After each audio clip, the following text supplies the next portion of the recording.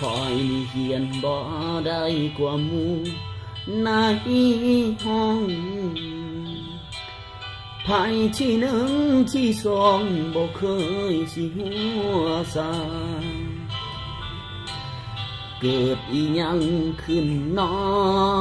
คอยจังปึกแท้ลาหนังสือที่เคยเรียนมาบ่ได้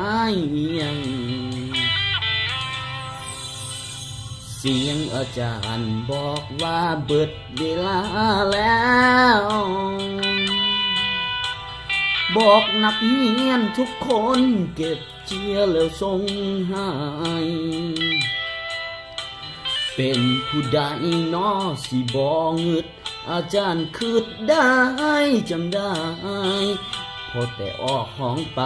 แล้วก็เข้ามาเก็บเจียแล้วคงสิเป็นแผนอาจารย์วางไว้ก่อนกวดตัวให้อ่านบทที่7สุดท้ายอาจารย์ออกบทที่9ทดได้บ่ทดเวลาอีกแน่ได้บ่ถือว่าน้องขอปุ่ม2-3 นาทีทดเวลากวดกาให้น้องไก่ตึมอีกหน่อยอย่าเฝ้าเก็บเจียไว้หลายหรืออย่าเห็นน้องตกแม่นบ่สิให้น้องไปแข่งเข้ามันคงบ่ได้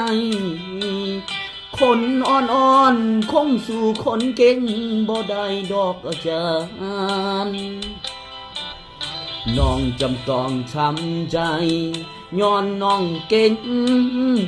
บ่พออย่าเฝ้าเก็บเจียได้บ่ฟังคำขอน้องก่อน